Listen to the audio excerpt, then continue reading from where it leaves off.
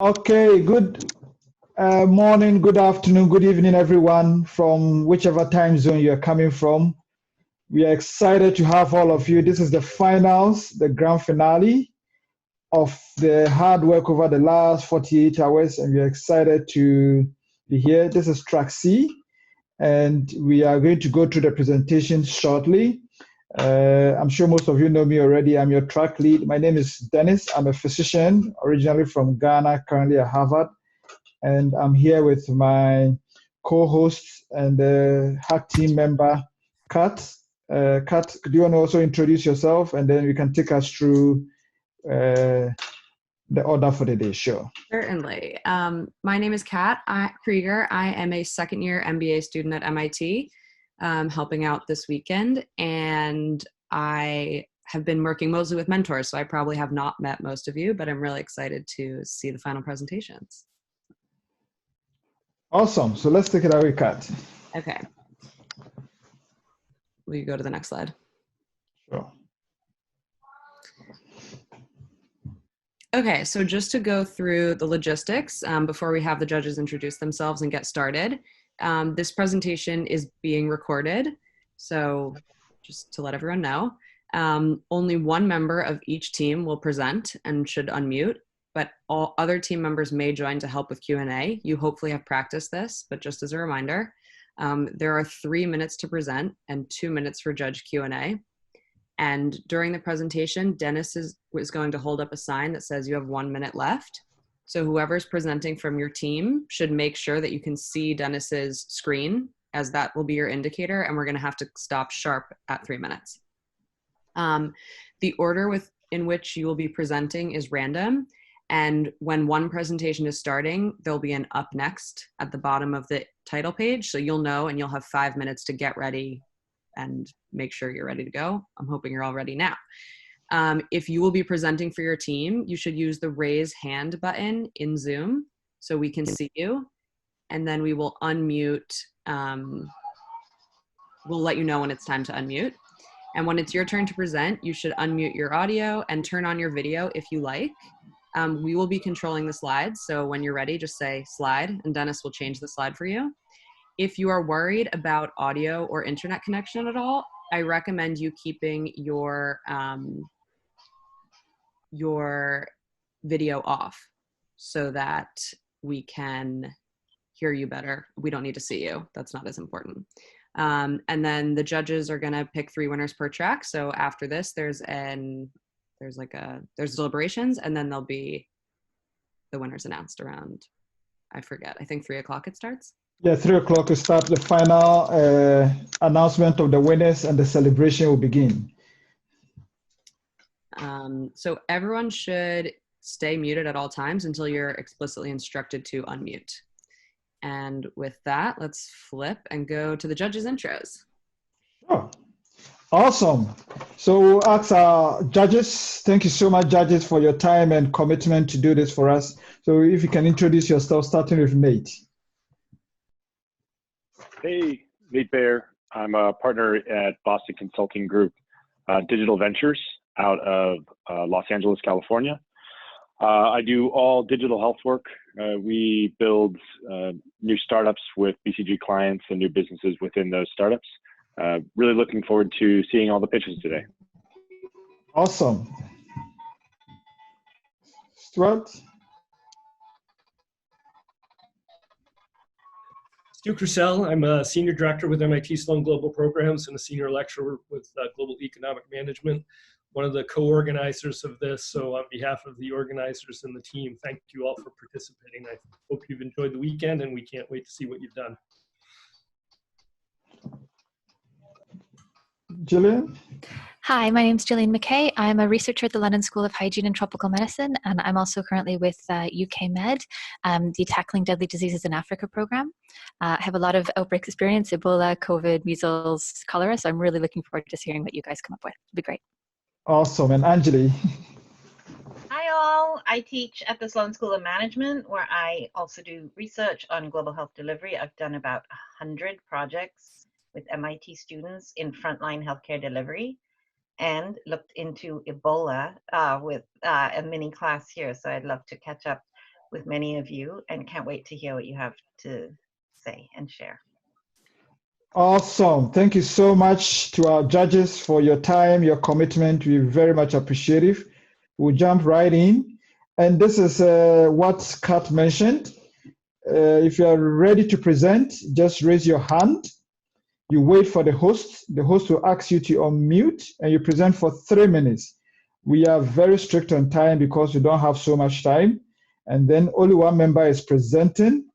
And then you have 2 minutes for questions, and any of the members of your team can jump in during the question time.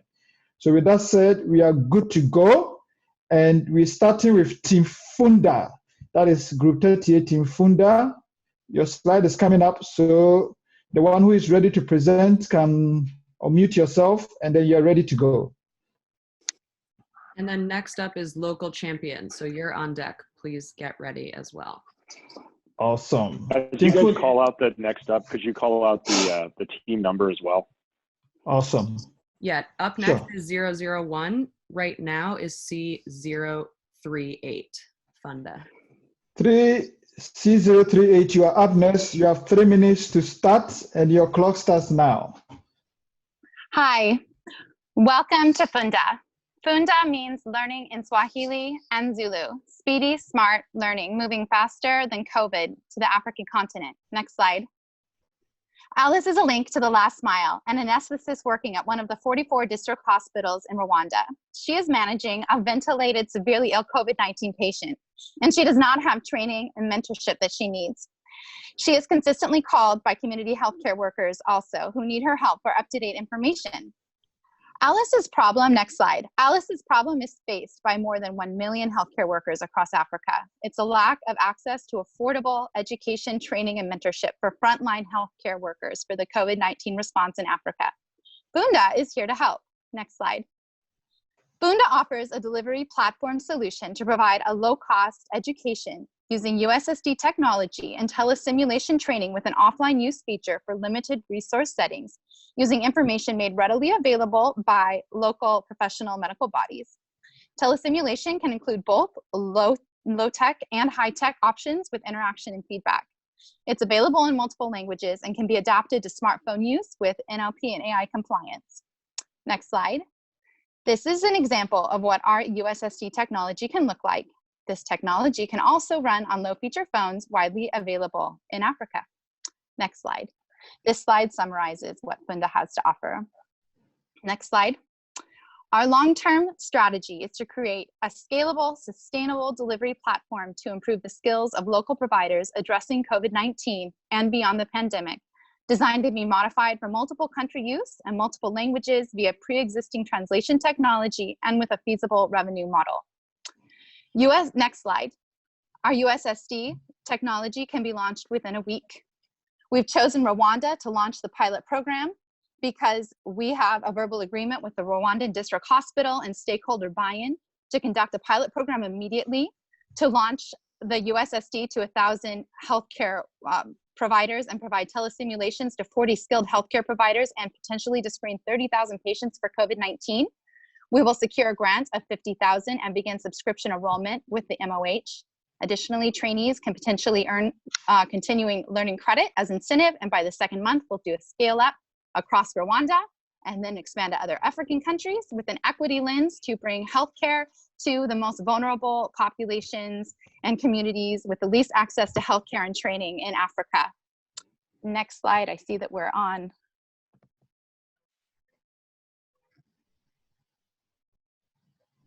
So you have about 12 seconds. Do you want to mention more? You muted yourself. All right. Thank you so much. All right. So I think we'll go to Q&A. That was good. Thank you so much, Team Fundu.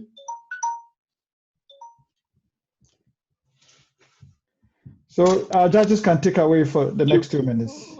What friction in the overall education process? What friction do you feel like Funda addresses most specifically?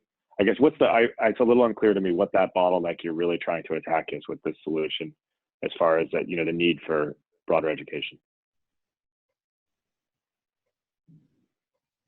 Sergio? Okay. Or somebody? My name is Eugene. Eugene.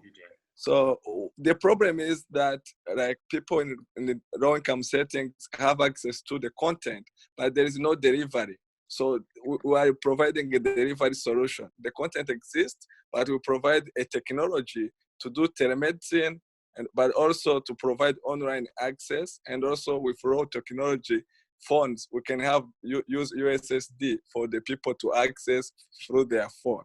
So we provide the delivery solution. Okay, you still have 1 minute for more questions. Can you just say something quickly about the high tech versus low tech? Eugene? Yeah, so thank you for the question. So the high tech is for the hospitals with internet. If they have internet, we can do real-time telemedicine and help them to practice, because we're not teaching only knowledge, but we provide also skills with real-time feedback.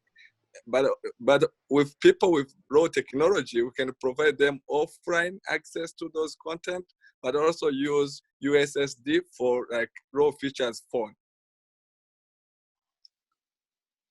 And we actually have this vision that eventually, you know, a doctor, an expert in a field could be in Boston or New York and equipping a frontline healthcare worker at one of the major hospitals in Rwanda without having to cross the ocean.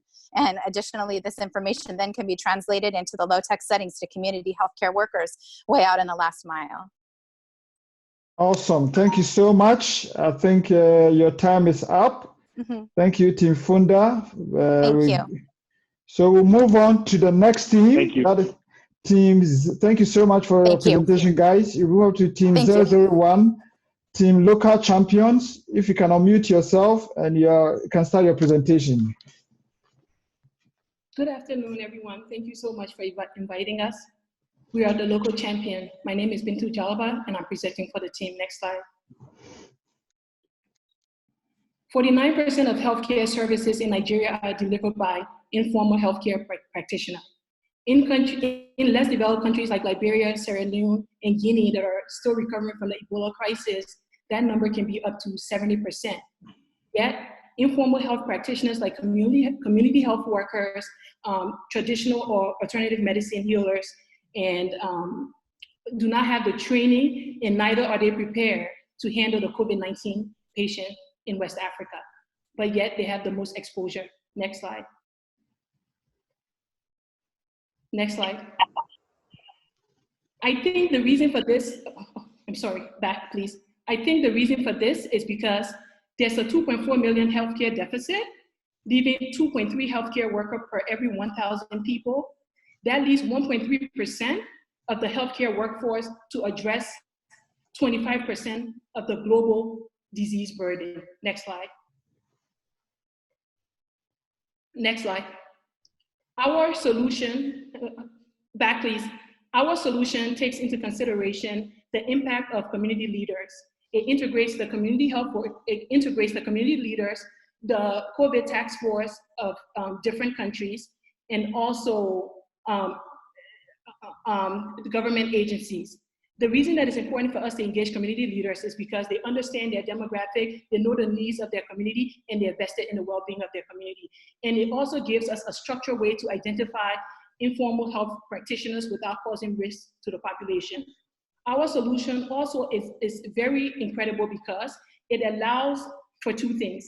It allows for it's very accessible because our practitioners can access our training database and our services without internet access. This here is how our platform is gonna look, the interface. This here is an app, but I want to discuss it from a non-app perspective. With this app, community health workers will be able to access the COVID training. We will incentivize the COVID training by providing certification online to make them want to engage. We're able to submit report. They'll be able to submit report via the government database. They'll be able to collect personal information for future use. And more importantly, they are able to initiate the interaction. Next slide. For us, the value proposition is that we're going to adapt this solution to the context. It's going to be community-led and community-supported. We're going to develop a centralized database and a training repository for IHP, which is very rare. And more importantly, which is not being practiced, we're going to promote a two-way communication system. Right now, all the communication system is from top down. But what we want to do is we want to do bottom up and top down also. Next slide. I think your time is almost up. If you can wrap up, yes. The impact that we hope to gain is we hope to train 100K independent health workers. We want to integrate them in surveillance system. We want to integrate 16 African countries in surveillance system. Our revenue model initially is just to corporate social responsibility program and donor program, but we can work on subscription fee and advertisement. Next slide. Our team is a very diverse team that is ready to not only deliver, but to scale this solution. Thank you so much. Thank you so much. Thank you so much. So it's time for our judges to take it from here and ask the questions. Hi, thank you for the presentation. Can you tell me how you're going to select those local champions? CHWs are often inside the normal health system, but that wouldn't be true of traditional healers. Thank you. Yeah, that's why we want to engage the community leaders, because what we don't want to do is to get involved with just randomly selecting anyone.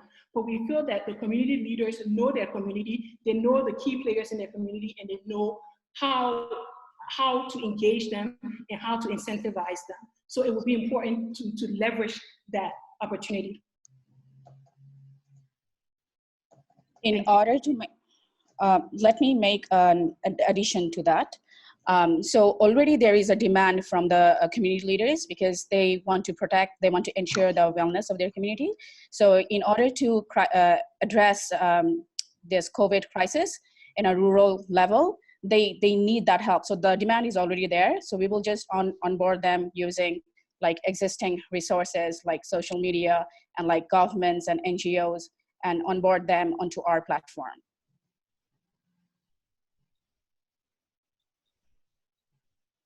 Yeah, so any other questions? Any other questions from the judges? We still have 1 minute left for questions. I have one. Are you incorporating peer-to-peer with the CHWs and other IHPs, or is this just targeting or reformatting information from the health system? We are so basically, yeah. So by IHPs, we mean like the community health volunteers and the medicine vendors. Yeah. So yeah. So we are kind of, so our app info. So our, sorry? Are they sharing, are they putting info in there? Are they giving each other guidance? Yeah. Yes. So our app is kind of, like is the platform where they can share resources and their learnings within each other. How do you validate then? Okay, it's just, so validate as in like, so the training content? Like conformance with national health guidelines, conformance with medical knowledge. So the content can be, so the content that's available on our app is already a verified content from the WHO and the government healthcare.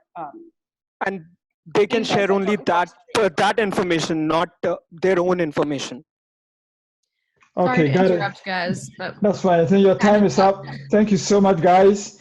Thank you so much. We'll move on to the next team. So the next team, please get ready whilst we give our judges a few seconds to put their thoughts together. So please get ready, team C011. Please get ready. You're up next.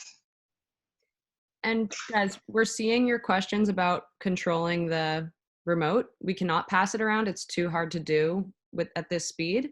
But don't say next twice if it doesn't show up right away. Just give it a second. There's a lag, but it's coming. Awesome.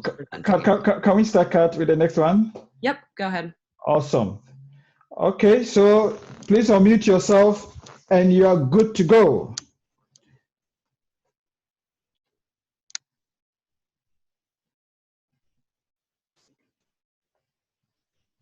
Is anyone from this team on? I am. Morris? Yes, Morris, you're good to go. Thank you. I'm called Morris. and we had a team we worked on, and that group is called Frontline COVID-19 Response and Beyond. Next slide. Next slide. Yes, our problem is the outbreak of COVID-19 in China around, oh, you moved. Well, our solutions, we shall develop an app which does not require frequent internet. In this app here, we shall upload latest information, video books, and audios on COVID-19 to be shared with health workers in areas where there's even no internet connections. Next. Next slide. Yes, we're also targeting to use radio programs, specifically targeting the health workers, where we shall have awareness creation and trainings to health workers using radio programs, and both using local languages and English as well, for them to be equipped with the COVID-19 latest information. Next. Next slide. Yes, we also intend to establish a toll-free line providing reliable and updated information.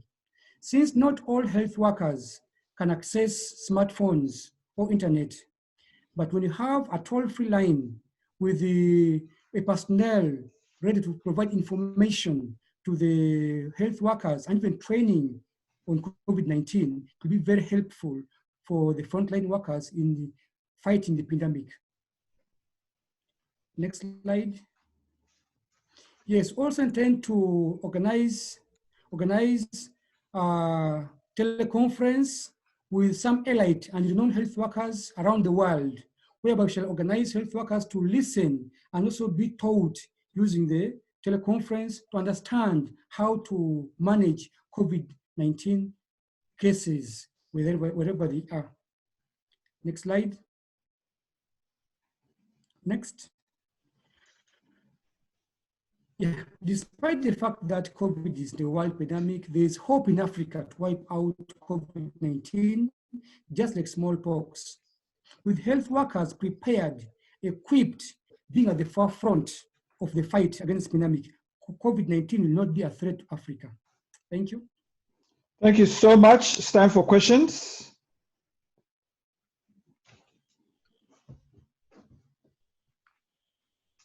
I have what one. Kind of content do you? Go ahead. Your turn, Nate. What kind of content do you expect to deliver through these three channels? And do you anticipate that different channels will have different types of content? This is Lucian Kilon. I'm going to go ahead and jump in on this, Morris. Unfortunately, I don't think we were able to get in depth through the problem. But the idea here will be to actually specify content within different channels. We would like the standard of technology and the information to be as specific as possible to the healthcare worker, to the boots on the grounds. So the idea with the app, for example, or with the radio channel will be to create multiple programs that will specifically tackle, for example, if it's something related to neurology, it will be completely neurology related, or if it will be with infectious disease. The idea is to give them the tool necessary to fight, but that is coming from very reliable sources, for example, from national societies. For example, the American Society for Electroneurodiagnostic Technologies, that is a set of courses, and that is a list of leaders that can directly share the information with people in low resources areas. I think we still have time for questions. Yes, Angie. So it seems to me that the queries that are coming in could actually help shape what you would put, like say through the toll-free number, could shape what you put out through radio. So I would urge you to think through the connections in the different data so that you could actually shape like the offerings that are offered in a mass way from the incoming queries and questions. Absolutely, certainly. All right. Thank you so much. We have no time for further questions. Thank you guys for a great presentation. We'll move on to the next team to get ready. So team 029, please get ready. We'll be kicking off in the next 15 seconds. Please get ready. Risk calculator. The one presenting, you can unmute yourself and we're about to start. So you can go, risk calculator.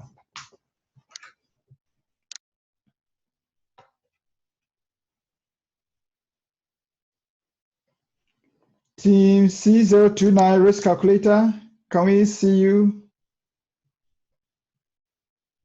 It's saying C11. Which one is this? Sorry. It's C001 is risk calculator up here. The Okay. next team to go to get ready is 029. Sorry about that. So 001 risk calculator, you are next to present, sure. Is anyone from this team on? Dennis is part of the team, we should present. I don't think Dennis is actually part of this team. So can we skip and come back to them later?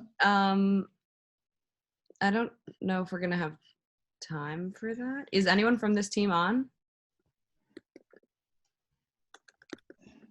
Is anyone from team 011 risk calculator on? They're not. I checked. Okay, I will join their Slack group to look. Why don't we move forward to 029? If you could get ready, please, and I will try to track them down. Okay, team 029, you can start your presentation.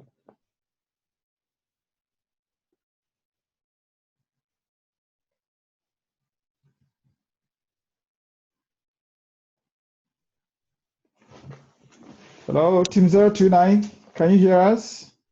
Yes, sorry. It's just we weren't just wait 2 seconds. It's okay. Sorry. We know. It's okay. Yeah, that's fine. So just get yourself ready. We can give you about a few seconds to get ready. So, can you hear me? Yeah, we can hear you. Oh, okay. Sorry, I had technical issues. That's fine. We can hear you perfectly well, Annie. So please go ahead. Okay. Good evening, everyone. I'm Anna, and I'm representing Health Heroes. Next slide. We are a diverse team from all over the world. Next slide. We have focused on the shortage of healthcare professionals in hospitals. First, as you can see, in a country like Uganda, there is only one doctor per 25,000 patients.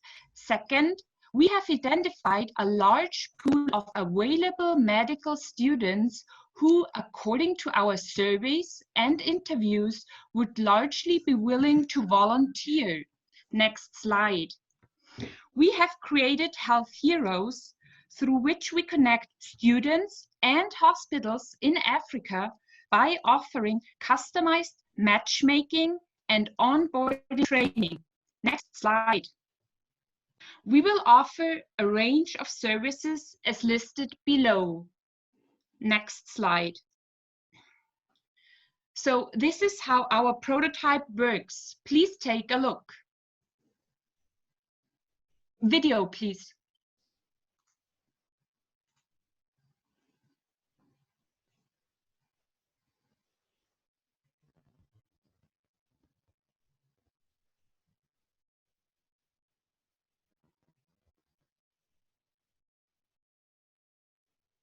I can't hear the sound.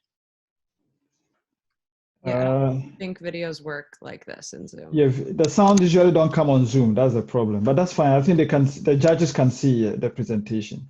Now you can explain. You can talk as it goes along. Sure.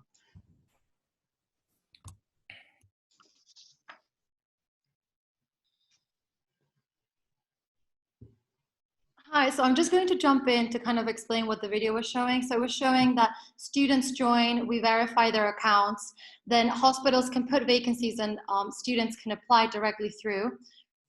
The onboarding training can be provided all on the platform. We have some content that hospitals can choose to integrate. Alternatively, we can also, they can also upload their own content. We have a we have an online library of skills that students and hospitals can use in this training.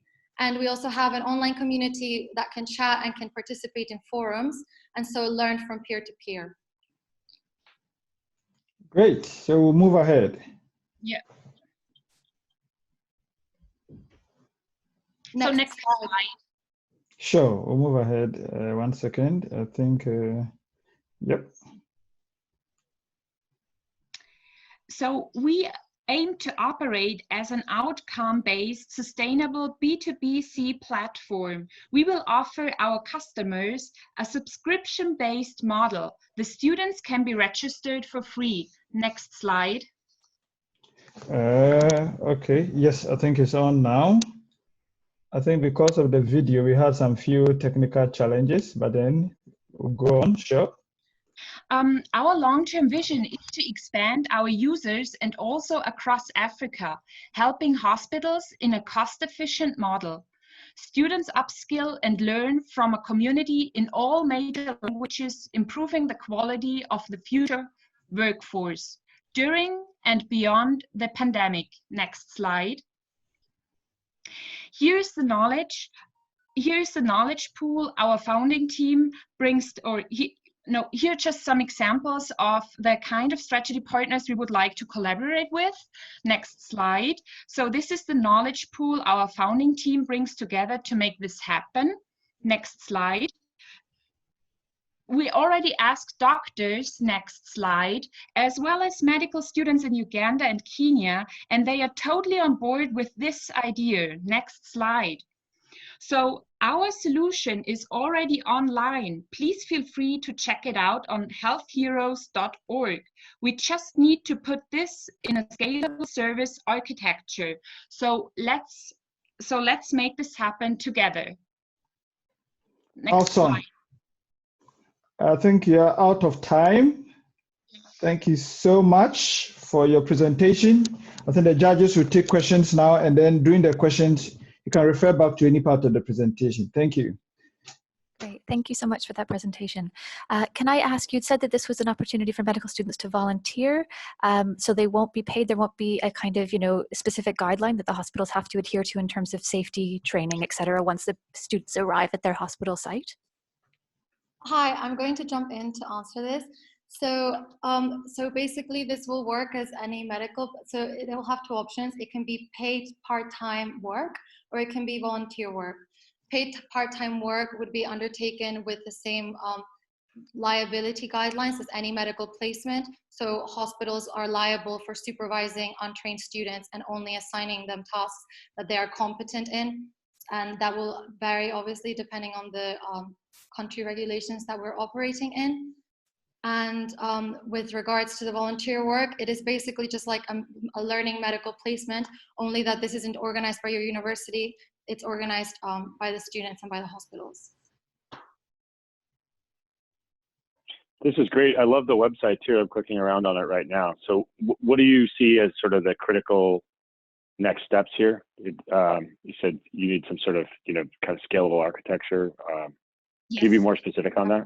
Because you got a lot of content already on this site. Yes, so with the website right now, we can probably onboard about 5,000 students or 5,000 participants. So what we want to do is we want to expand. We want to get more people on board, which means we would need a better and a safer server architecture. And the second critical thing is we want to cooperate with hospitals and governments. So this is where we would need probably the funding for. To get into different countries in Africa. So we want to start it right now in Kenya and Uganda because we have already connections within our team.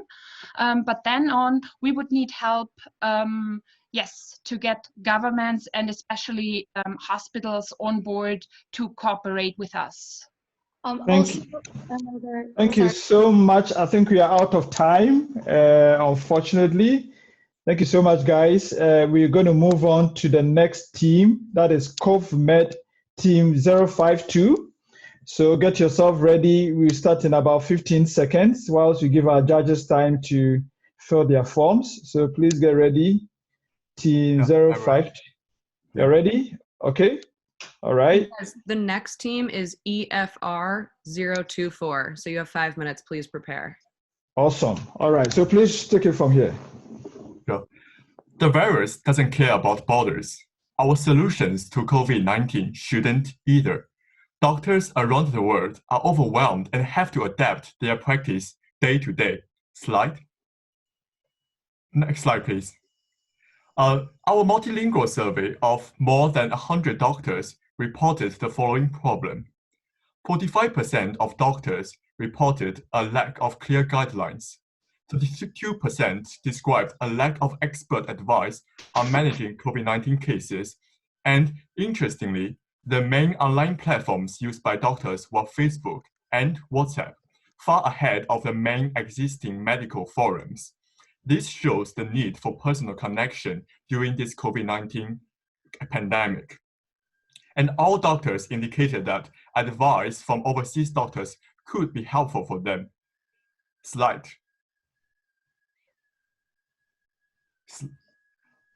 Our solution is CoveMD. CoveMD.org is a multilingual website that provides doctors with educational resources and mentorship. Can we play the video, please?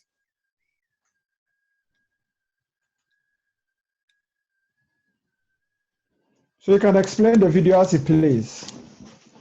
Yeah, so let me just explain along the video. So for guidelines, CoveMD hosts wiki created by doctors for doctors. For advice on managing COVID-19 cases, CoveMD provides a forum for focused case discussion. For personal connection that is highlighted from our survey, CoveMD invites experienced doctors from countries that passed the peak of the pandemic, such as China and South Korea, to provide mentorship through video chat with interpreters on board. More than 20% of the Chinese doctors that we surveyed have suitable English proficiency, and they have indicated strong interest to help those patients.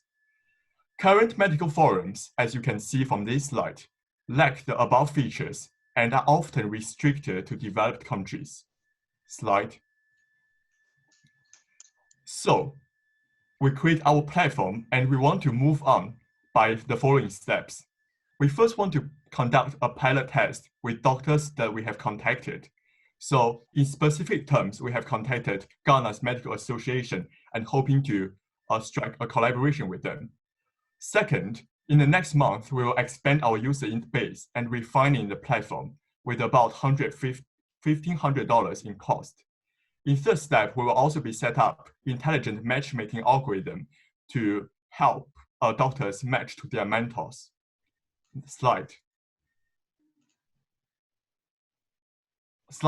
Yes, thank you. The whole CoveMD team, thank you for your attention and hope you will help us connect doctors together, spread expertise, not the virus. Thank you very much. Awesome. Thank you, CoveMD. It's time for questions. How are you, who's paying for this basically? I'm imagining physicians internationally, say someone in China is going to get on a video chat, it's going to be off hours. I mean, I assume there's going to be some level of compensation to take that on. But what are the financial flows here for this platform?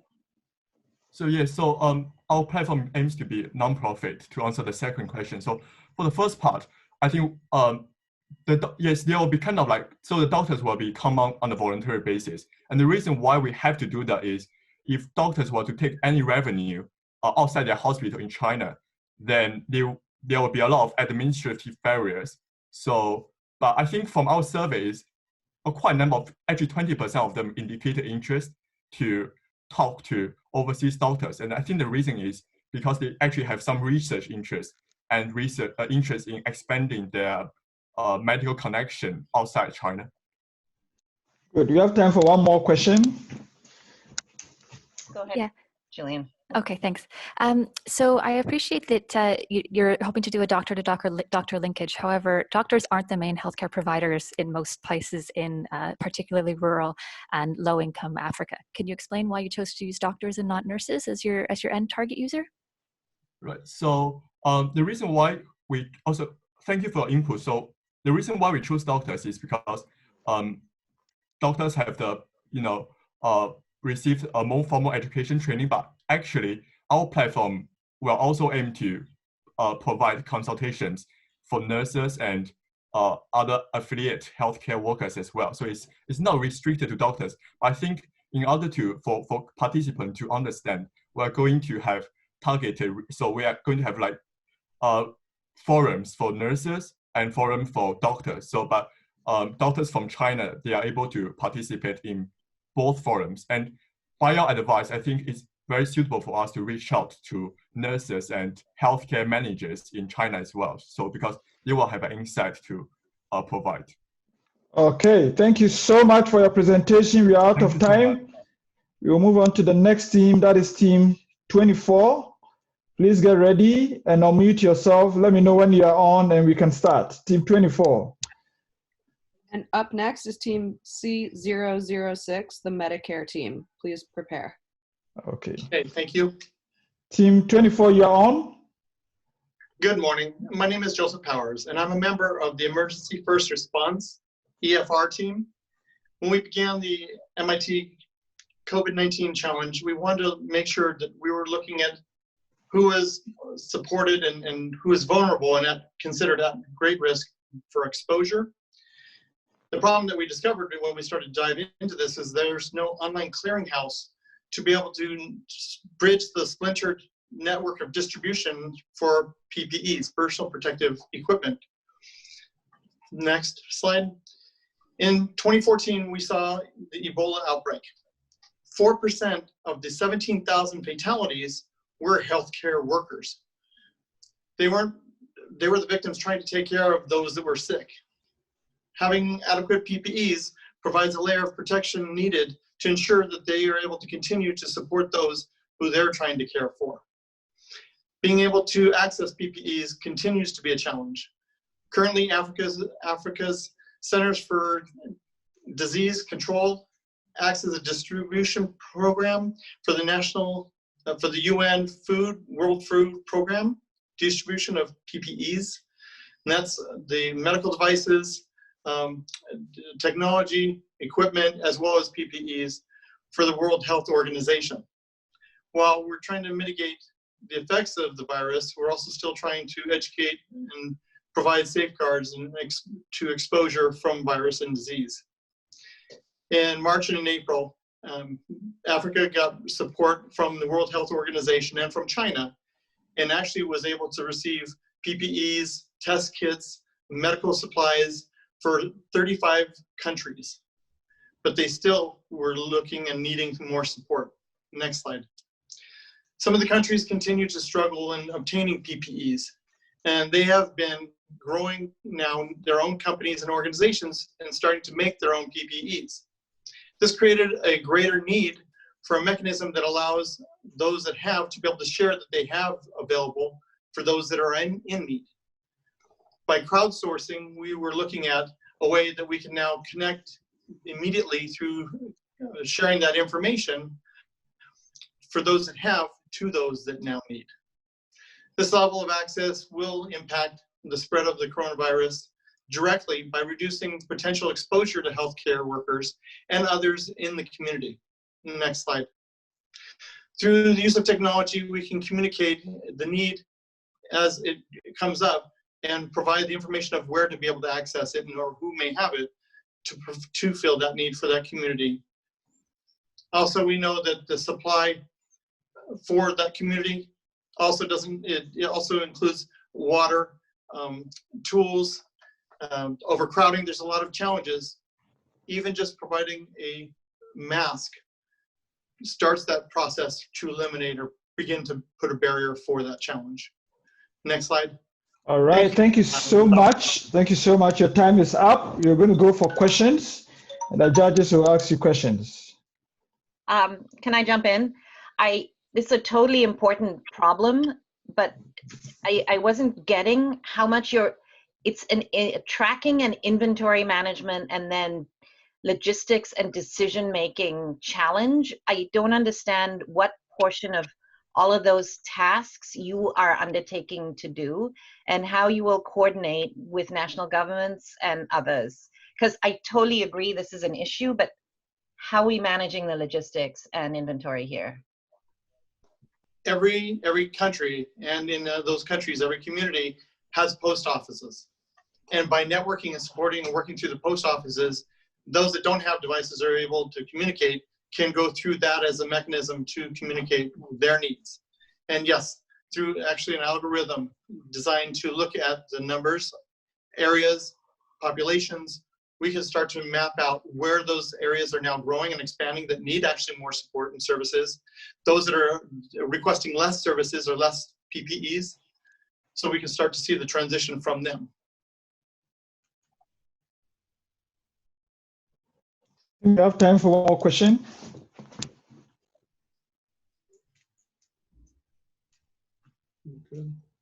And what about the supply side? I think you talked about where you're gonna send it, but same question, but on the supply side. So we're actually starting within their individual communities. We want to start there. Those now, because they're not able to access it, they're making it for themselves. So by starting within the community, and when the community no longer has need, they're actually able to start sharing out to other communities that may need, and then including other countries as that progresses, once they become stable and able to transition past that. Okay, thank you so much for your presentation.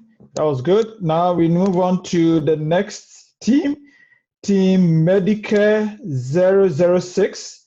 You are up next. Let me know if you are on, then we can start. Yes, please, I'm on and ready. Good. And Team Digital I 026, please get ready. Okay, so you have 3 minutes for your presentation. Please start. Right. So this is Medicare team, and we are all about empowering the healthcare workforce through accessibility to accurate information. And we are pushing forward virtual care access via a web app and a mobile app. Next slide, please. So we identified 4 problems of which we are going to solve with our innovation. Next slide, please. The first problem is going to be to tackle overcrowded health facilities.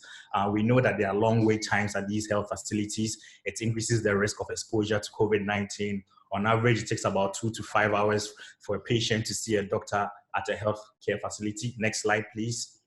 Also, there's the problem of inadequate and poorly managed infrastructure, as you can see. This stems from insufficient funding. Also, 1% of global health expenditure is on Africa, and only 3% of the global health force is in Africa. Next slide, please. Okay. Now, there's limited access to technology that can improve this accessibility to care and limit physical access in times of a highly contagious pathogen like COVID-19. So we are seeking to put the hospital in the palms of the patient. Next slide, please. So AHOOK is a medical web application which will serve as the first point of call in case of an infection, so you wouldn't have to physically gain access to a healthcare facility. Next slide, please. We are going to do this by leveraging on a growing phenomenon of teleconferencing, which is a growing industry from 35% to 76% boom in the space of 7 years. Unfortunately, Africa is left behind on this growing trend. Next slide, please. Our app is going to be called the Medicare App, okay? It's going to give access to accurate information. And it's for both the caregiver as well as the patient. For the patient, it's going to be a unified platform, and you're going to see what to do in case of an infection, access to accurate information, how to contact a nearby provider or doctor, teleconferencing, and for you to schedule follow-ups. What is the aim of all this? Is to limit physical access to hospitals and to decrease hospital wait times. Next slide, please. Okay. Next one. This will give you a preview of the app. Next one, please. This is going to be a preview of the app. As you can see, a very user-friendly interface available on multiple devices. Next one, please. Where is our unique selling point? We have educational resources already available for the healthcare giver. We are going to put in place predictive analytics for forecasting hotspots, time it takes for infections to double. We're going to utilize AI. And fortunately for us, the prototype already exists as linked in the slide. Next slide, please. Our business model is going to encompass all the primary stakeholders, government, insurance companies, hospitals, doctors, everybody, pharmacy in the value chain to bring this to fruition. Next slide, please. The impact we hope to achieve is a 95% time saving. We're going to reduce the COVID-19 infectivity. 70% of people in remote areas are going to get access to healthcare. And in so doing, we are going to strengthen the health system. Next slide, please. Our implementation. Unfortunately, you are out of time. Thank you so much. So it's time for questions. I'm sure you can talk about some of the things you missed. It's question This is time. actually the last slide, so it's fine. Thank you. Sure. All right. Thank you. Our judges can take it away. How do you ensure that patients would feel comfortable and that this wasn't an getting inferior medical care? Right. We're going to make sure that the healthcare providers that are going to be linked to them are people they're already familiar with. It's going to be based on geo settings and take your location into consideration. So these people in rural settings already have access to renowned or doctors and caregivers that they already know. So when you log on to the app or the USSD or the SMS, we make sure that whoever you are talking to is someone you already know in the community already. How do you think about addressable market, and maybe this is linked to someone, addressable market based on kind of technology availability, and you're centered on a video chat, which is quite demanding for technology. Right. If you go to the next slide after this, we're going to utilize USSD platforms as well for people with low internet connectivity, and then also SMS alerts. So in the event you send the USSD, someone will be on the receiving end at a call center who will be able to pick up and then give you a call and then give you guidance where you have no access to data. We have time for one more question, judges. Yeah, so how is this going to be paid for? Often people do have to pay out of pocket to see physicians and medical staff. How are they going to do that over the phone? Right. So over the phone, first of all, we're going to have levels. So the first level is free, where you get access to education. The second level is where you actually want to see a healthcare provider.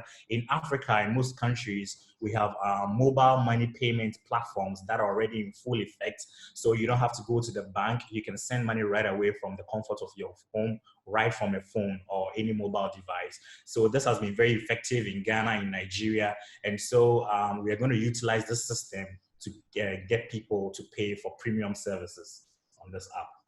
Okay, thank you, Team Medicare. Up next is Team Digital Eye. So Team Digital Eye, get ready. Team 044 Core Radio is up next after Team Digital Eye. So Team Digital Eye, you're up next. If you're ready, you have 3 minutes, take it away. Yes, we're ready. Thank you. Hi, this is Leah from New York, the most infected place on earth. Not the leadership we wanted, though. But let's talk about COVID in Africa and the problems it created for managing cancer. Because when hospitals are overloaded with coronavirus cases, cancer patients still need routine care and depend on pathologists for diagnosis. Next. Next slide. Next slide, please. Even before COVID, no, previous one. Previous slide. Even before COVID, shortage of pathologists in Africa was the most severe on earth. Many countries have no pathologists at all. Others have 10 to 100-fold deficit of pathologists in comparison with United States and United Kingdom. Next. Next slide. Next. That's it. Thanks. Pandemic reduced the number of available pathologists even more. Previously, visiting pathologists from other countries helped with diagnostics and training. They're not available now. Training of new pathologists cannot be as fast as growth of new cancer cases. All these solutions aren't working anymore. We're about to see the real inflow of cancer deaths because of no access to pathology, late diagnosis, and misdiagnosis. Next. The only way to cope with workloads is to use computer algorithms to diagnose cancer and stay home, avoid commute and infection control procedures in hospitals. Technology is already here. Mechanamide, image recognition startup, developed an algorithm for skin cancer diagnostics that recognizes 40 skin tumor types with clinical grade accuracy. It is actual diagnosis. It can be used as triage, quality control, and decision support. The solution is deployed in Amazon Cloud, can be used standalone without integration. It is scanner agnostic. Breast cancer algorithm is under development, but it's already proved to be as accurate as skin. We work with scanner manufacturers who provide low-cost scanners in Africa. American Society for Clinical Pathology guides us in making our solutions ready for Africa. Next. We suggest pathology labs in Africa to join a global network as centers of need, use image recognition algorithms to sign out standard cases and get help from international community for difficult ones. Centers of expertise compete now for these cases from developing countries. We are building this marketplace for consultations and second opinions, by the way. Coronavirus brought not just problems, but also opportunities. From the end of March, American pathologists are no longer restricted to provide remote diagnostics. They can help Africa now much better than before. Next. These are the team highlights. Top computer vision scientists, medical experts, senior infrastructure and cybersecurity experts, together with industry advisors, are working on the project. Next. So you are out of time. If you can wrap up. I want to bring this to attention of healthcare leaders in Africa. Yes, this is low-cost cancer diagnostic is available now, both equipment and technology, and we're looking for labs to participate in pilots and impact investors. Next slide, and I'm ready for your questions. All right, thank you so much. So I think we'll go to questions. We'll invite our judges for questions. So I want you to discuss the biopsy issue. You're not talking about visual diagnosis of, say, cervical cancer. You're talking about biopsy-based? Yes. So you still have to get physically biopsied, correct? Correct. How to take care of that part of the process? We do not take care of this part of the process, so but taking biopsies as they can be done. For example, skin biopsies are much easier to do than other types of biopsies. And when it comes to making that glass slides, developing technicians for this is much more easier than developing new pathologists who will interpret cases. The greatest issue is expertise in diagnostics, and we're bringing this.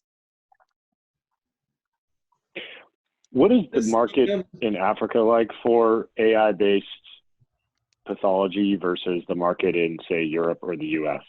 And I'm asking this based on how, from an implementation point of view, is Mechanomind really going to be spending a lot of time focused in Africa, or is going to be looking elsewhere based on sort of where this technology could be best applied? We are working globally, so we also have pilots in Eastern Europe, in Latin America, and we see that in Africa it won't be fast because digital pathology adoption is quite low, but there are so many programs in Africa right now to provide low-cost solutions, and we're actually entering labs that were not digital before. And the low-cost scanners and laboratory information system vendors, with our algorithm, we bring a ready-to-use solution to Africa. And we see that our technology can bring the highest benefits there because of absence of expertise. That's why Africa is a preferred market for us.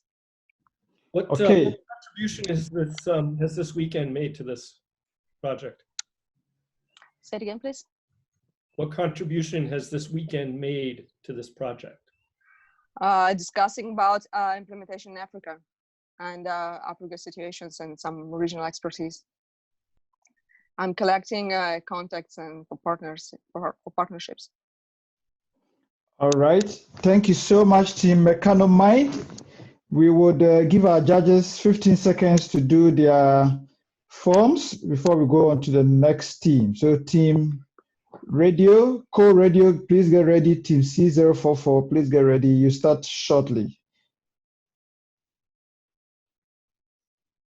Up next is Team InfoHub 017. Please be ready in 5 minutes.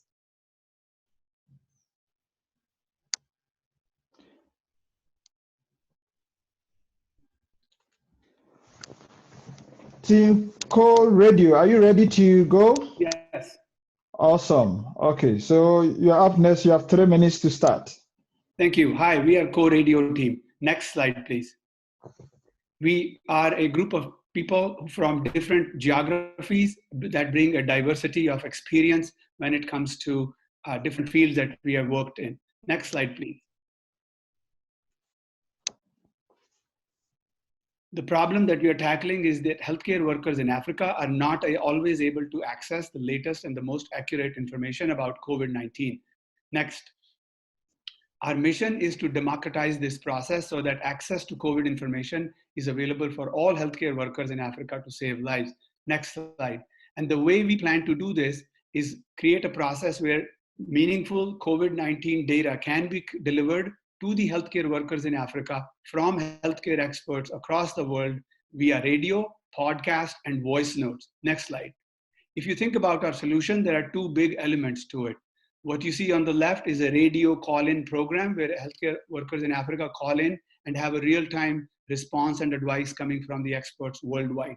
This is a synchronous process. And we take the same content, put it onto a technology-enabled platform where healthcare workers can access it at their own time and on demand from this repository and access audios and transcripts and share it amongst themselves via WhatsApp, email, or other channel. This is the asynchronous process.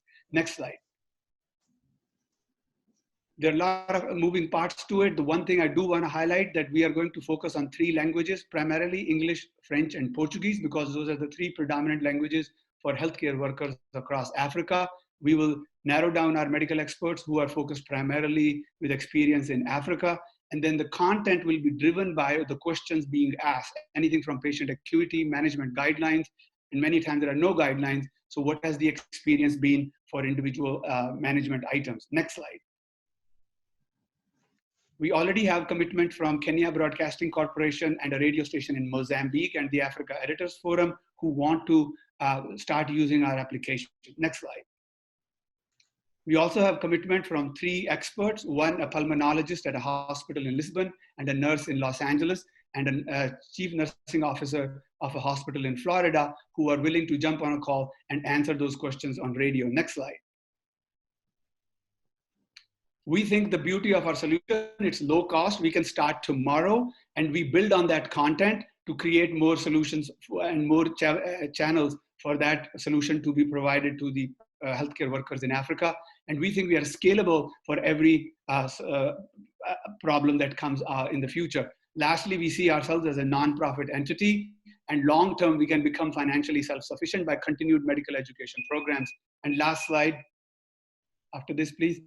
We are ready to go live tomorrow at 9 p.m. A nurse in Kenya can call in into a radio program, and 11 a.m. we have nurses here available in Los Angeles who are willing to answer those questions. Thank you. Thank you so much. It's time for questions. I'd like to hear how you're thinking about linking the advice that, say, the nurse in LA would give to national guidelines that exist in countries like Kenya. I think it's really important that all this content be constantly linked to the existing medical system guidance. Otherwise, it's going to be a real challenge. Yeah, I think that's a great point, and thank you for that question. I think that, as you know, the clinical guidelines are evolving on a daily basis. You go to WHO website, what are the guidelines to manage COVID? They change on a daily basis. So what we are saying is that we will bring the people who are on the forefront, who are already managing these patients. How are they, when do they put a patient on high oxygen? When the blood oxygen saturation hits 92, or is it 84, or is it 64? And so those guidelines are evolving based on that feedback from frontline folks in the rest of the world. We will share the guidelines with the people who are coming in to give expert advice. Yeah, I think there's a little nuance here where I think it's really important to put it in the national guide. They're evolving, but most big countries, certainly in Africa, have guidance. So I think you just need to be aware that it needs to mesh and refer to it, even as it evolves globally and in professional communities. Absolutely. I think that's a great point. We have time for one more question. Can you talk a bit more? You went through the proposed solution pretty quickly, but a bit more about that kind of technology backbone behind this and how you're capturing information in the transcripts and whatnot. Yes, I think that's the beauty of the solution, that we can start tomorrow. People call in, we are recording that audio transcript, and then that feeds into our technology platform.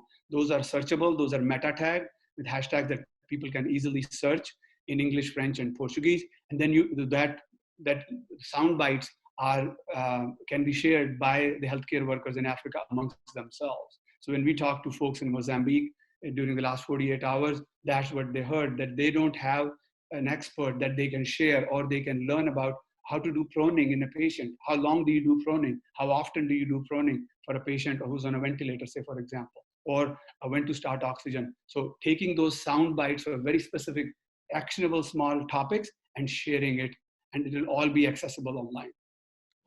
Okay, thank you so much, Team Core Radio. Any follow-up? I think we are out of time. Thank you, Team Core Radio. We'll give our judges time to fill their form, and the next team, please get ready.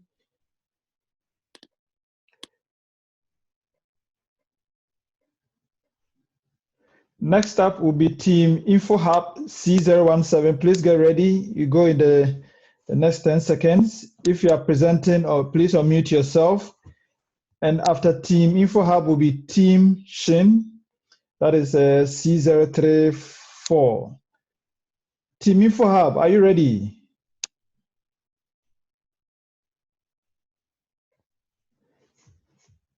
Hello?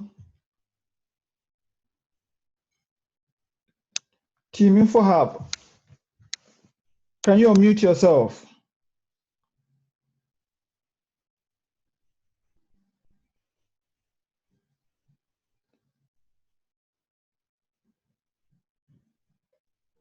(017) Team InfoHub, are you on this call? We see a lot of hands up. Are you guys on this team? Are you guys on? Can you unmute yourself and start?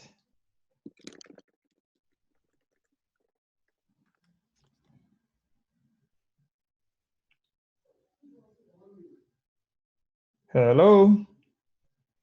Is there a next slide that shows the team names that so we can search? No.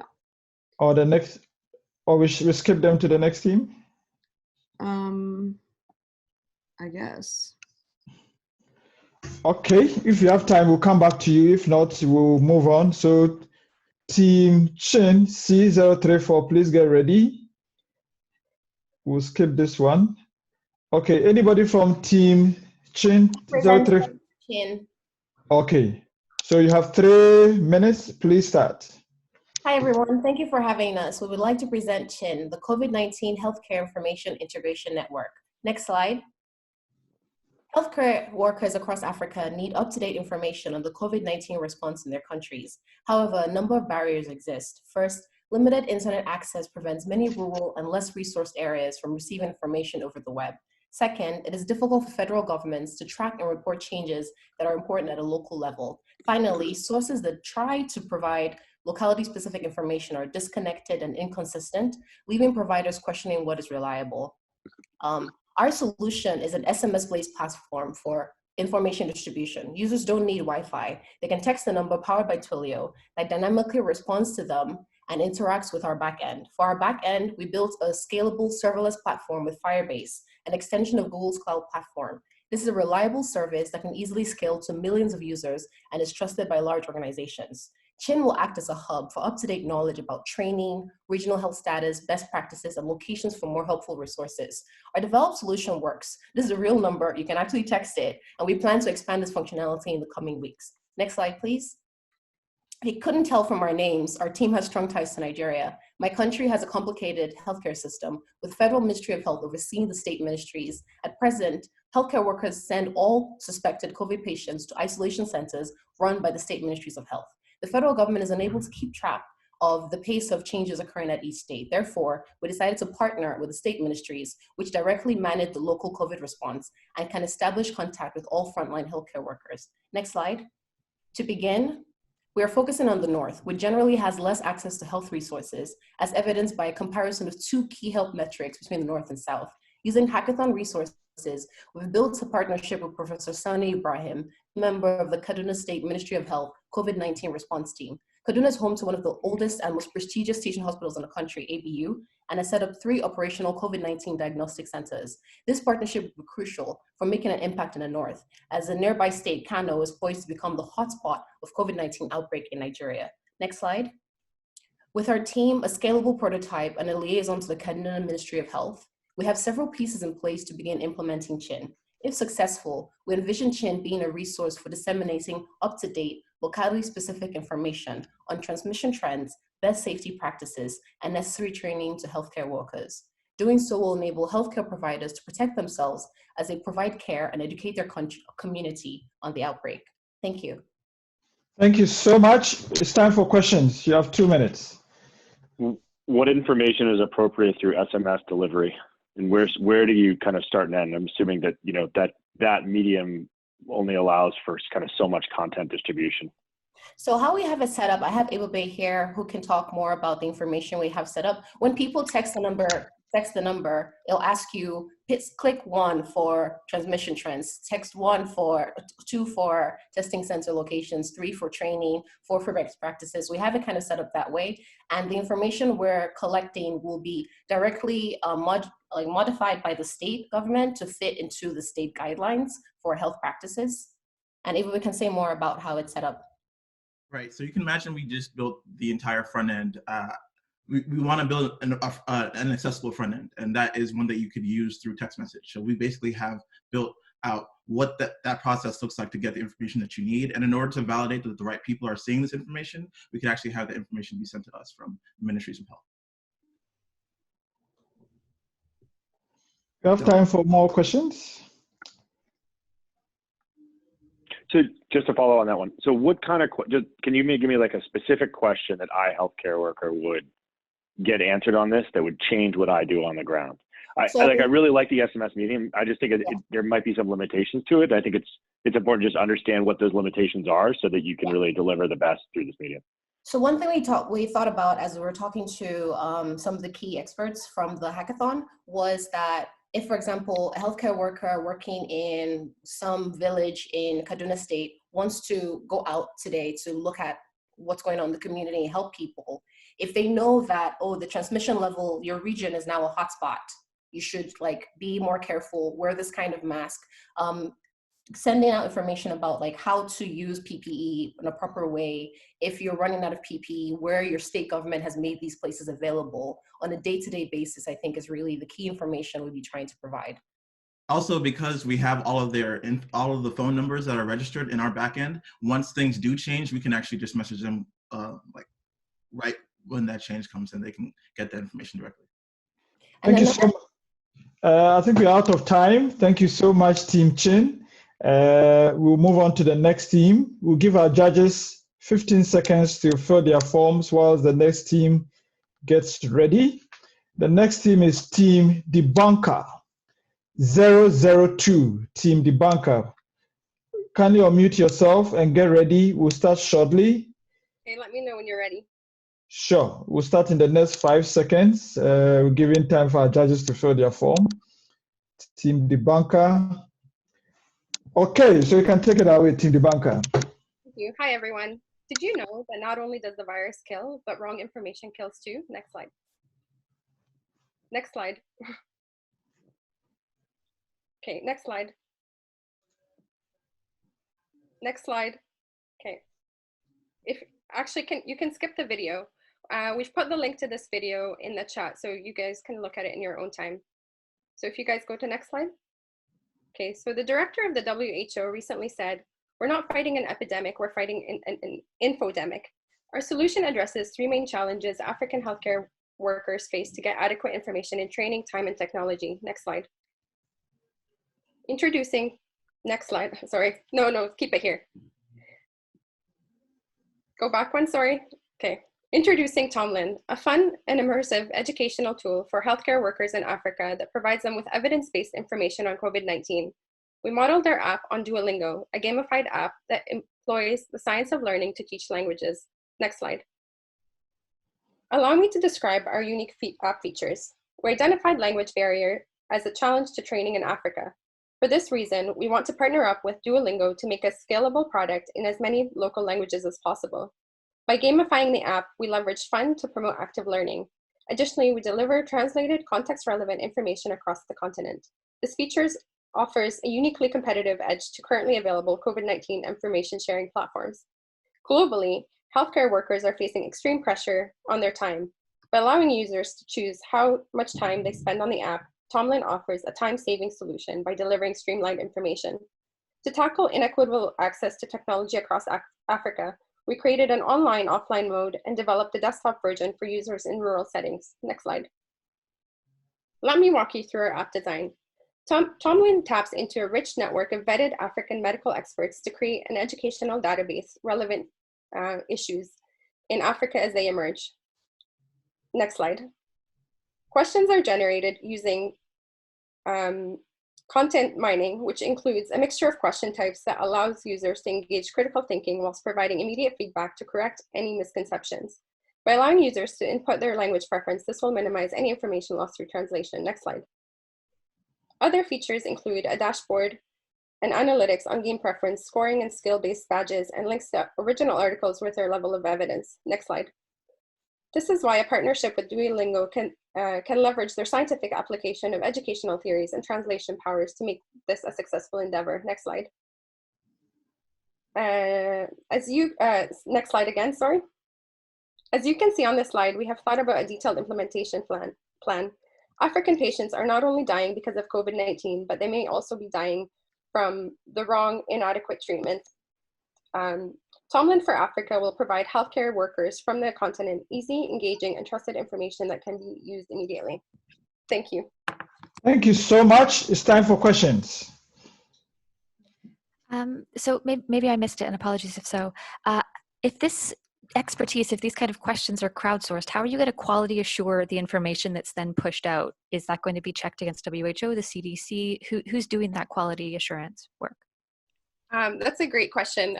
We tried to get that across in the presentation, but so we are very keen to get context relevant information out there. So we want to get medical experts and researchers within Africa to vet the information. So not anyone can, so I'm gonna let Senna answer this question if that's okay.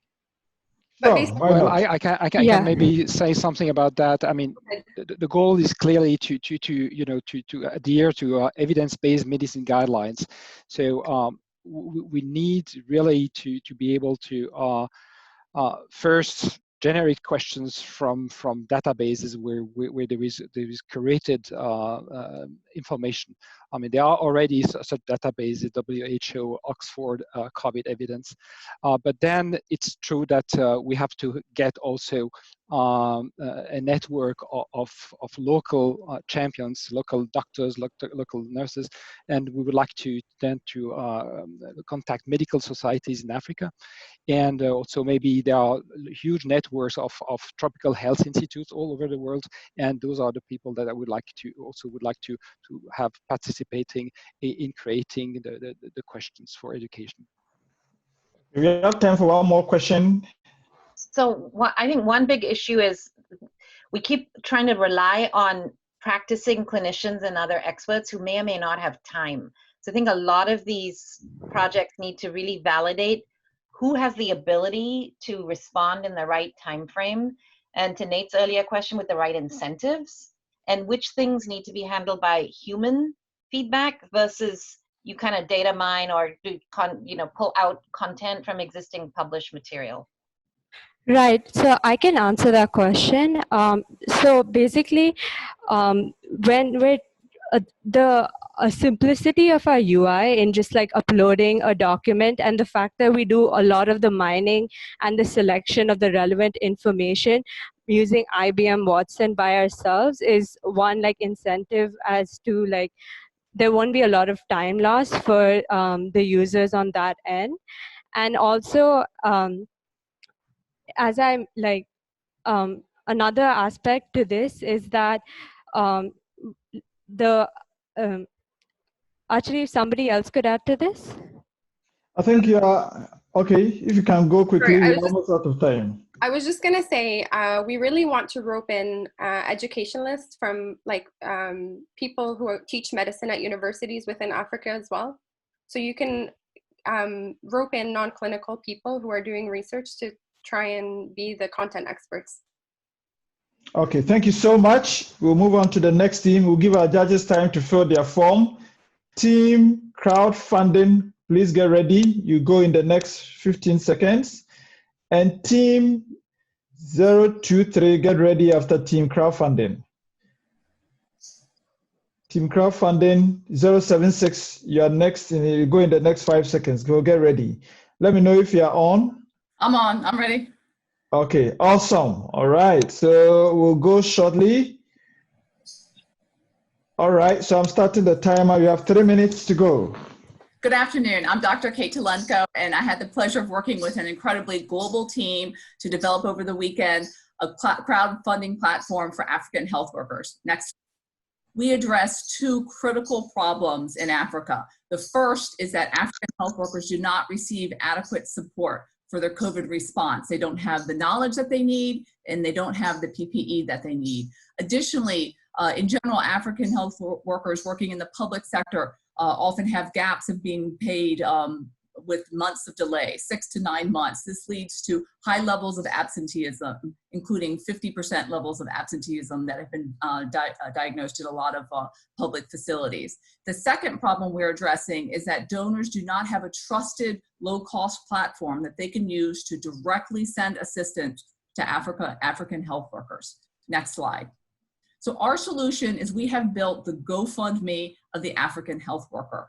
We will use a white label pre-existing crowdfunding platform to ensure that we can roll this out as cost effectively and efficiently as possible. We're going to have two portals. We will have a donor facing portal, which you see on the screen now. Donors can register, put money on the platform, decide what country to contribute to, and whether they want to invest in PPE, health worker COVID training, or hazard pay. That's the timely top up of payments for healthcare workers to motivate them to stay in the job.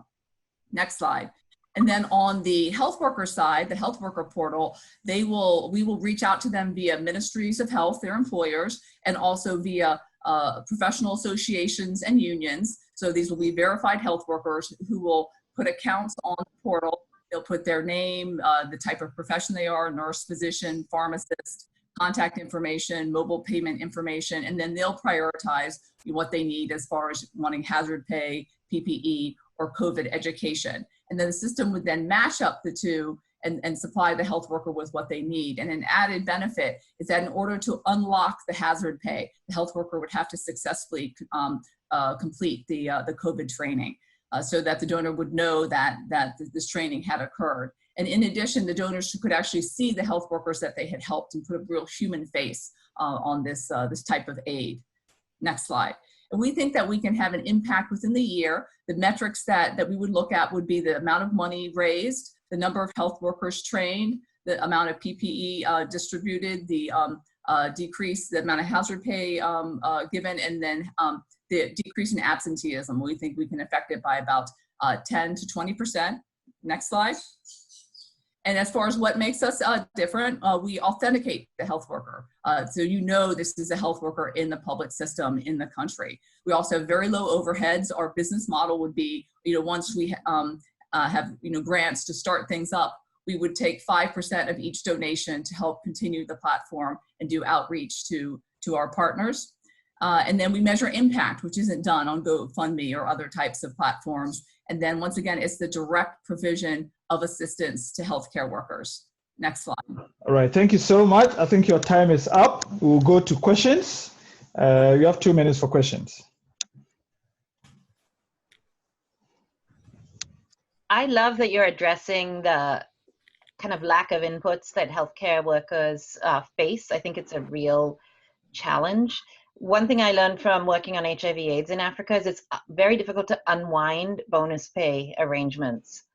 So what are your thoughts on that? So these can be top-up payments that are outside of the formal payments from the ministries of health. So these could be extra. We all know that we have to pay sitting fees for professional development in Africa. So this could be seen as a sitting fee for COVID training. So it does not mean that their pay gets docked in any way by the Ministry of Health. It's in addition. And we know many of these workers haven't been paid in months anyway. And so this money will go directly to feeding their families and taking care of themselves. How are you going to work with any concerns around bias about who gets this money? I'm thinking if people get to pick, I want a man doctor in this country, that could, you've got to think about how to kind of reallocate in a fair way so that everybody gets the opportunity. So if you think that the gender bias, is a real thing, we could then make it not an option to choose by gender, but maybe could choose by country and by location within country or by profession. Once again, physician, nurse, pharmacist, that type of thing. But of course, 75% of health workers in Africa are women anyway, so. We have time for one more question. how does the training get delivered? So the training would be narrated slides, because that's low on data. And actually it's the model that most hospitals in the US use for their mandatory physician and nurse training. It's a very, very effective and very low bandwidth training technology, and followed by questions, because they have to answer a certain number of questions correctly to unlock the payments. All right, thank you so much, Team Africa Global Aid. We would move on to the next team. MAP application, please get ready, 023. We'll give our judges time to fill their form and we'll start. MAP application, are you on? Yes, I am on. Awesome, very good. So just get ready. We'll give our judges time to fill their form and we'll start shortly. Got it.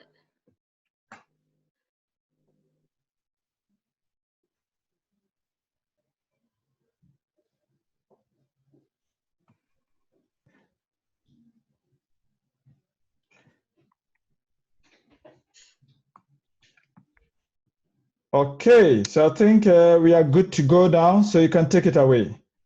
All right, thank you. Hello, everyone. I want you to imagine being a software engineer without a computer, or a construction worker without hammer and nails. Healthcare workers in Africa are operating with a severe lack of equipment, just like in these scenes. We are Mapplications, creating a visual, big picture outlook on resources in Africa so those on the front line can efficiently get the resources they need. Next slide. Healthcare workers at all levels of the value chain need quick access to up-to-date information about this fast-paced global crisis as soon as possible. That's why the battle against COVID-19 cannot be won without addressing the vulnerable populations, and that requires collaboration and collective effort in the African continent as a whole. Next slide. We propose the solution of designing an accessible web application that collects and organizes data across Africa into meaningful outputs that would serve to aid in the effort towards stopping COVID-19 in Africa. We have chosen the scenario of distributing PPE, or personal protective equipment, as a demonstration of how our solution will benefit the approach. The CDC recommends that facilities consider shipping times, determine exactly how much PPE they need, and contact their governments for assistance. Most importantly, they say that hospitals should have the amount of PPE they need to treat their unique volume of patients. In the distribution, timely delivery is a critical factor in efficient distribution of the limited resources. If data can be accurately pinpointed to the area that needs resources the most and by how many, we can not only allocate just enough resources for that area's particular need, but also send extras toward effort in other areas. Yet, due to slow feedback responses and inaccurate big picture as a whole, many needed resources are not used to full potential due to the resulting irrational distribution. Next slide. This demo shows the interactive capabilities of such a web app, showing in hiding layers, free zooming and panning, and detailed pop-ups with important information, all at the user's fingertips. With a web app that gives real-time data on resource request and consumption, we will be able to format our distribution system in a more accurate manner to address the needs of vulnerable areas. Redistribution of resources across country borders will be made much more visible through real-time system updates on nearby countries. Combining this request data with information about existing active COVID-19 cases, as well as the population density as a metric of spread potential, will allow distributors to easily pinpoint where resources are most needed. Next slide. There are several existing platforms, such as Waze, that's the most popular. It uses a platform of user-generated instance, and users can submit incidents based on the interface shown in the diagram. There are also existing crisis mapping platforms that our application is largely based on, and ours is different because it combines existing data with user-submitted data in a comprehensive, big picture view of the global crisis. Thank you. Thank you so much. Thank you so much. You made it right on time. We would go to questions now.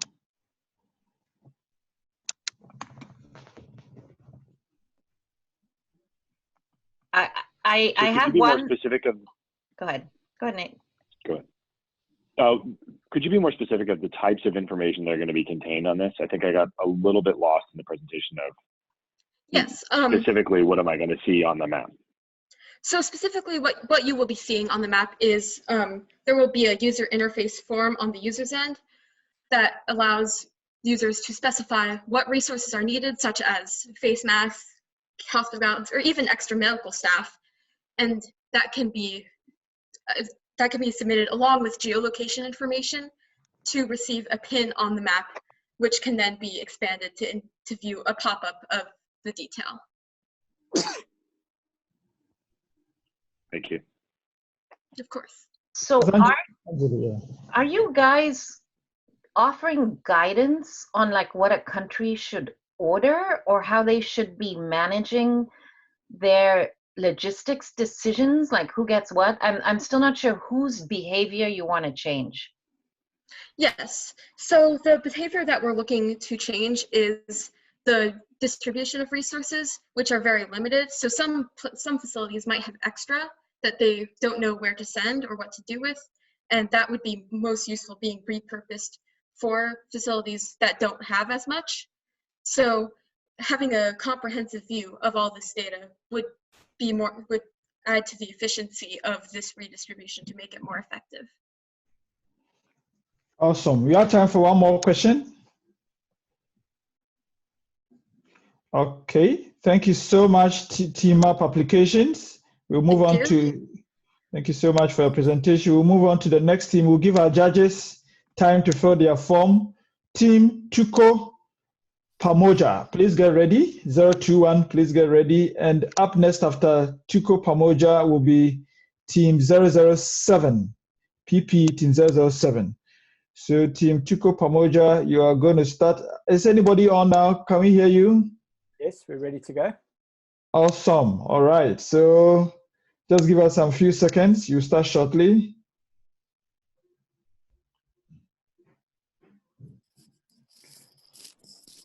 Okay, so you have 3 minutes. Take it away. Hi, welcome to Tuko Pamoja, coming together to learn and care during COVID-19. Next.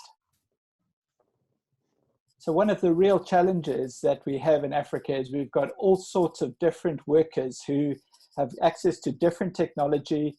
They're living in different locations. They speak different languages. And we can see from this slide next that there are a whole lot of different technologies that are available to these different people. Next. The real problem is 10% of workers at the moment are being infected with COVID-19. These are statistics from some countries from the World Health Organization. 50% of health workers were infected in one hospital alone in South Africa. And we've seen from studies in China that 50% of health workers are affected by depression in China. These are health workers who are working with COVID-19 patients. Health workers and volunteers have inadequate training on self-protection. And the problem is that information on COVID-19 is dynamic and it's constantly changing. And these people have limited access to mental health support. Next.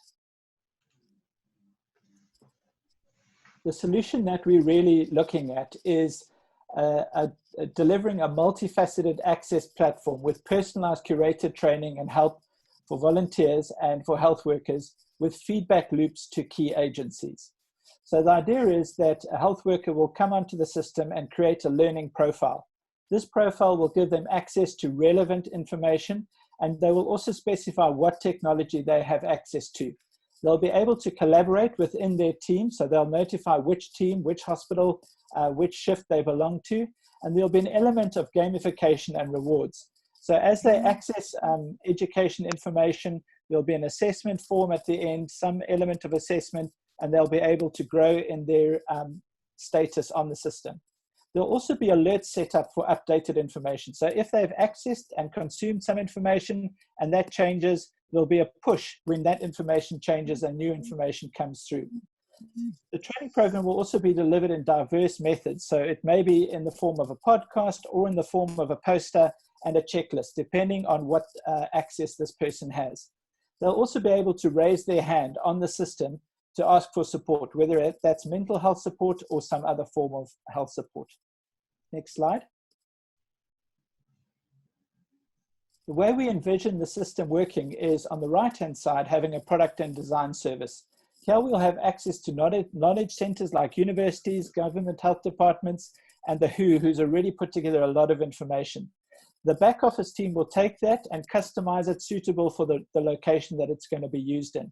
There'll also be feedback coming from the delivery product side, where doctors and health workers will be able to give feedback on questions, on information they don't understand, and also give feedback which will be fed back into the knowledge centers. And so we'll be able to constantly be updating and giving relevant information. Next slide. Thank you so much. I think if you can wrap up, your time is almost up. So our unique offering is that it really supports existing programs and measures the effectiveness and the reach of the training and works with government institutions to make this happen. And it's accessible and inclusive.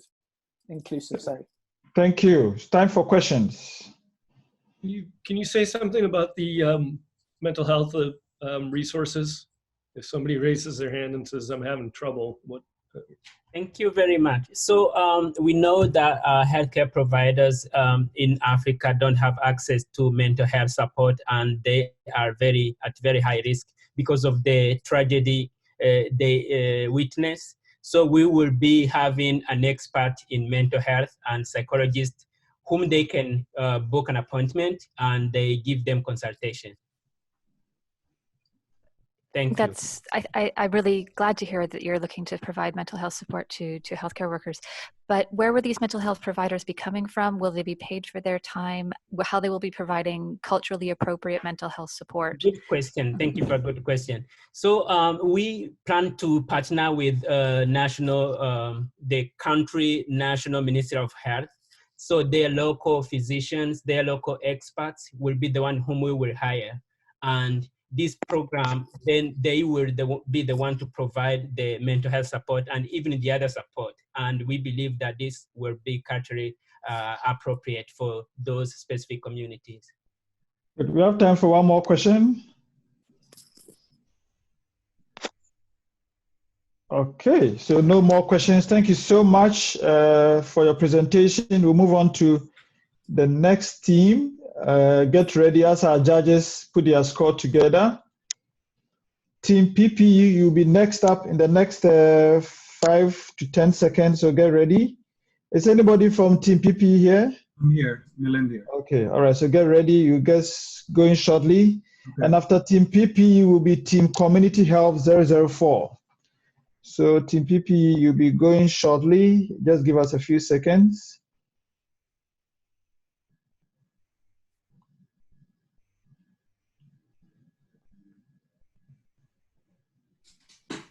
Okay, so I think we'll be starting. So you can take it away. You have 30 minutes. Okay. Hi, my name is Sarah. I'm a doctor from Somalia. I'd like to tell you about a situation in Somalia that makes it so grim. 1 is insurgency, 2 is rising infections. And we're struggling with only about 2 doctors per 10,000 people here. Next slide. In comparison, look at whole of Africa, which we address by developing this dashboard. We got the data, there's only about less than 2 doctors per 1,000 in Africa, but there's 24 in the US. And this causes a huge burden on the healthcare system in Africa, and doctors are the most important resource. Next slide. This situation worsens in cases of pandemics like COVID during patient interaction. But even though infections are on the rise, we only have access to limited doctors. Next slide. So how can we protect and empower these doctors in need? Next slide. We at PPE 007 recommend that we do this by optimizing existing supply chain channels, even though there are other avenues of managing optimized PPE availability. Next slide. This is how the current supply chain looks. The private sector, public, and NGO. If you go from top to bottom, there's regional, district, all the way down to small communities and healthcare workers. We would tackle small communities at first and scale up to bigger regions, but each of them will be hit by lockdown and be functioning at a limited capacity. Each sector will be working at a limited capacity. The reason we know this is because we read about a supply chain breakdown that led to infection in doctors. Next slide. Based on what we know, we've identified about 8 grocery store chain partners we could potentially partner with. Just imagine a situation where we have a warehouse which has PPE waiting to be delivered, but does not have a truck to pick it up. And we send a grocery store truck in the same region to pick it up and drop it off near the grocery store, but into the hospital. We can do this by a centralized management system, which can detect, forecast, and coordinate all of these in one place and route smartly. Next slide. The benefit of this centralized management system is it engages local and international communities on the ground to deliver data-driven solutions using existing supply chain channels. Next. Why are we the best team to tackle this problem? Our diversity. We are from diverse nations and backgrounds, and we'd love for a chance to address this problem. Thank you. Thank you so much. Time for questions.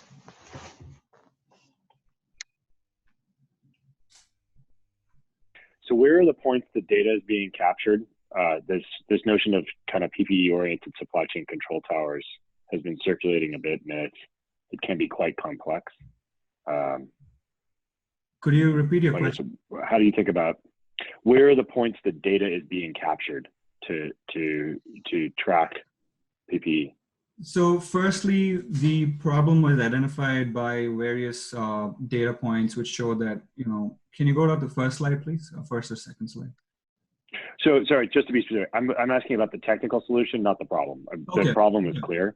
So, I want to know if you're tracking PPE from manufacturer to clinic. Okay, yeah. So how are you actually capturing that data and where? So this is going to be part of the next step, right? So the centralized management system will have partners on the ground where, for example, we've identified 8 partners who could potentially work with in terms of grocery supply chains. So there's also a Coca-Cola factory supply chain which exists in Somalia. Like this, we have to identify on-the-ground partners who we can engage and gather data from partners who are also based out of hospitals. So basically, we get a overview of supply and demand and tie them up together.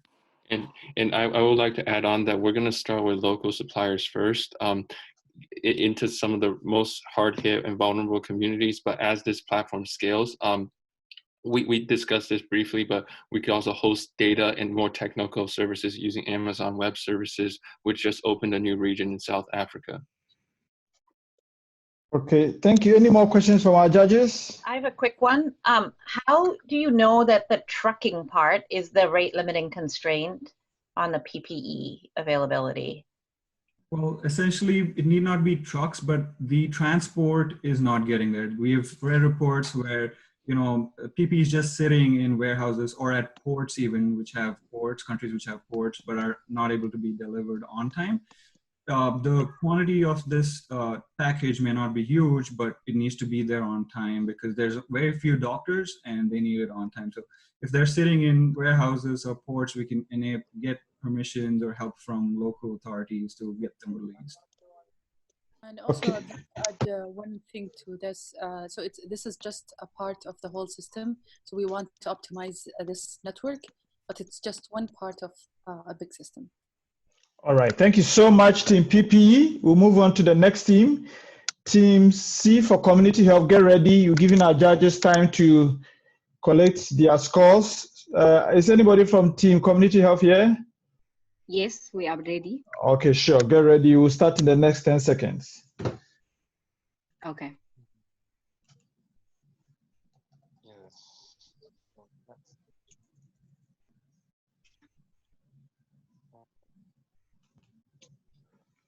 Okay, so you can take it from here. Okay, thank you. Hi, we are Project AFIA. Next slide, please. A diverse team of 7 from 4 African sub-regions and Northern America. This is, next slide. Next slide again. Next slide, please. Okay. A diverse team of 7 from 4 African sub-regions and Northern America. This is AFIA, a community health worker in Wanjiru village, who wants to help fight against COVID-19, but has no reliable access to updated information and is unsure about local management protocols for COVID-19. Next slide. Despite increasing knowledge, community health workers are incapacitated given poor real-time information access in helping underserved communities fight the pandemic. Next slide. Why help AFIA? She is the closest health worker to most communities, and they trust her given the track record of community health workers. Next slide, please. We want to help AFIA by by providing up-to-date, please, next slide, please. Next slide.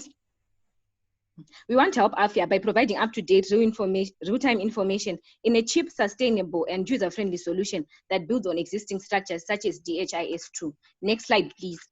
Our solution is the AFIA Information Support System, whose end users will be community health workers and ministries of health. Next slide, please. It's a low entry barrier information distribution approach based on a centralized tribeboard system. Next slide, please. Firstly, an AI-powered SMS chatbot that allows questions and answers in real time on any device in local languages. Next slide, please. Secondly, a WhatsApp bot, which capitalizes on the widespread usage of WhatsApp in Africa, offering flexibility in content creation. Next slide, please. Somebody who has, who is not on, thank you, they've muted. Next slide, please. And a voice bot for automated voice messages, curbing literacy concerns. Next slide, please. Where people don't have phones, we will partner with producers of, next slide, of safety matches, scandals, and agricultural implements. Next slide. Next slide. Next slide, sorry. We will partner to print information in local languages on packaging. Next slide, please. Next slide, please. Our implementation strategy is a top-down approach. Next slide. AFIA merges efforts of current stakeholders, creating a harmonious ecosystem for information dissemination. Next slide, please. This process involves engaging critical stakeholders for buy-in support, analysis of policies, and validation by ministries of health.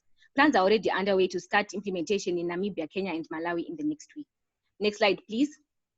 Oh, sorry, I think you've gone too fast. Impact of solution on the health. AFIA strengthens resilience for future disease outbreaks, capacity development, and improving health equity. Our impact on communities, could you please go back a bit, is in curbing misinformation and other issues like gender-based violence and mental health, which can be addressed. Next, yeah, we are on the same page now. Next. To monitor, we will use periodic feedback surveys and with learning from unique case studies and server analytics. AFIA will be sustained through non-monetary incentives for community health workers, capacitating IT staffs of ministries of health, and engaging MNOs for platform maintenance. Next slide, please. All right, I think you're out of time, so if you can wrap up quickly on this slide. That's just our GoFundMe page for AFIA, and we are done. The last one is the thank you slide. All right, thank you so much. It's time for questions.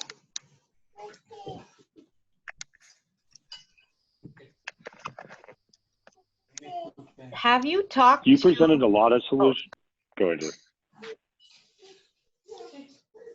You presented a lot of different solutions. I'm wondering about if one versus another. I worry about sort of fragmentation on your development roadmap between SMS, WhatsApp, physical distribution, voice bot. If you were to sort of kind of take the market down, where would you really focus?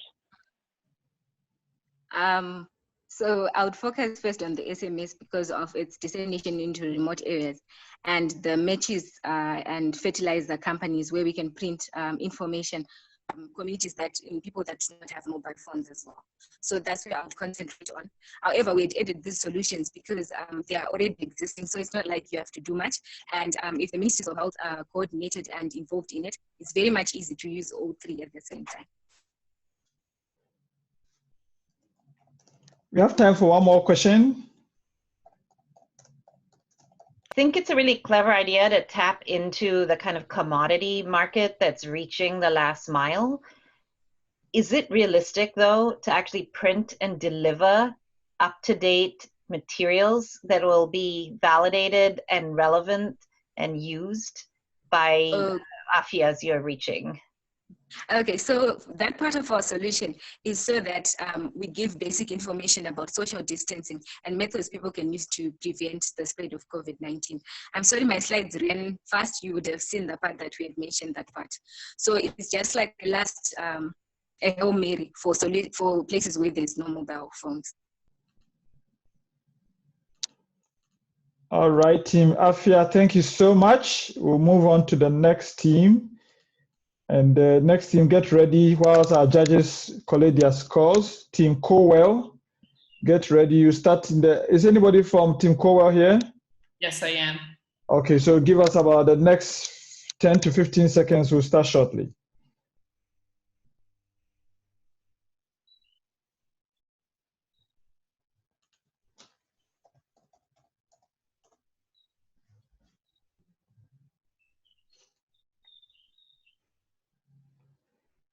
Okay, Team Cowell, you can take it away. You have 3 minutes. Hello, and thank you for being here. I am Manuel from Team Cowell. Next slide. First, I would like to walk you through the journey of our teammate Lisa, a healthcare provider. Lisa works up to 36-hour shift, facing poor conditions with limited resources. She has developed a poor diet, bad sleep habits, and PTSD-like symptoms as a result. What would help Lisa? How can we create an enabling environment for her? Next slide. Sub-Saharan Africa bears 25% of the global disease burden, with only 3% of the world's healthcare providers. More than 30% of local physicians have migrated, leaving the remaining healthcare providers to deal with a greater number of patients, which leads to burnout. Next slide. We came up with the solution, Cowell, a platform accessible from urban and rural areas, either online or offline, to share information and motivational content with healthcare providers facing burnout. First, to sign up for the platform, end users such as Lisa enter their personal information either on our website or by calling a toll-free number. Next slide. They can then access the full functionality of the app, which includes first, medical information on COVID-19 best practices and prevention methods shared concisely from vetted resources. Second, motivational content, including appreciation messages, short videos, and personal stories to uplift their spirits and remind them that their work is valued. Third, discussion board among healthcare providers about issues affecting them. And fourth, services to support their mental health. Next slide. But what makes us different?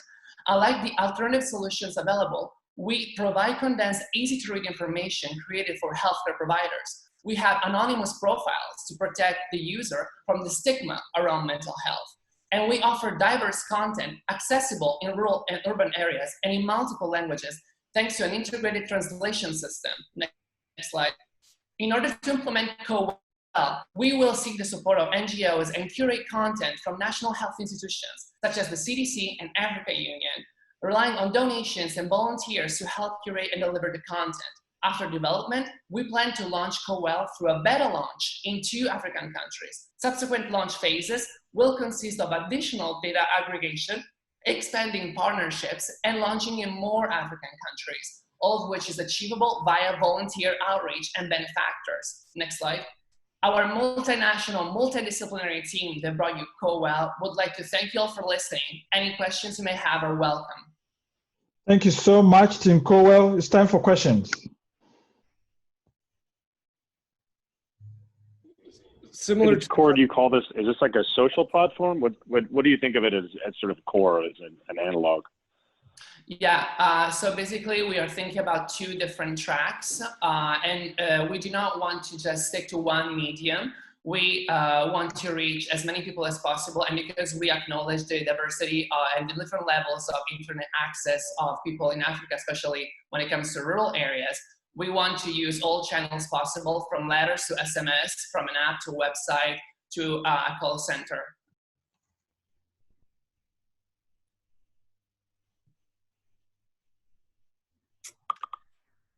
Similar to the question last time, it seems like you're trying to take on a lot of information. I get the whole wellness aspect, but there's also some information about COVID-19 and inspiring messages, and you had like 4 or 5 things. Yeah. Is it spreading too thin, or do you really see those as integrated? Michael, if you want, you can jump in, my colleague. Yeah, for sure. So the reason why is we're really looking at trying to prevent the burnout among doctors. So we want to create like a centralized place where they can either through SMS or through this app just kind of see these short messages where the information from these other sources are synthesized in something that they can read quickly at the end of the day. Because when they come home, when they're tired, they don't really have the time to go and read articles and find all this information. So we really want to be able to take this information, pull out the most important thing that's really relevant to them in their practice, and then provide it to them through this service. Okay, we have time for one more question from our judges. So it seems to me that it's really important that you understand your users, not just at the outset, but as they evolve and their experience shifts. Is the app the way you understand the users? Because you might get in a trap where you don't have enough users to help you understand the offering that would entice more to join it. Yeah, so I guess the question you're kind of, if I can paraphrase correctly, is like you're talking about how to like expand it, and really in terms of expanding, we want to partner with the local health authorities. So really hope to spread the awareness to the hospital networks in the regions that we're targeting, and to inform them of the availability of the service, because this really is a burnout is a challenge among healthcare workers, especially in these regions, and so we want to be dependent on the current infrastructure that exists of the workers in the healthcare system, and for the healthcare systems to reach out to those workers themselves. Okay, thank you so much. Thank you. We'll move on to the next team. Team Rural Community Bridge, please get ready. You have 15 seconds for our judges to do their scoring. Is anybody here from Team Rural Bridge? Yeah. Okay. Yes, all right, so give us 15 seconds to start shortly.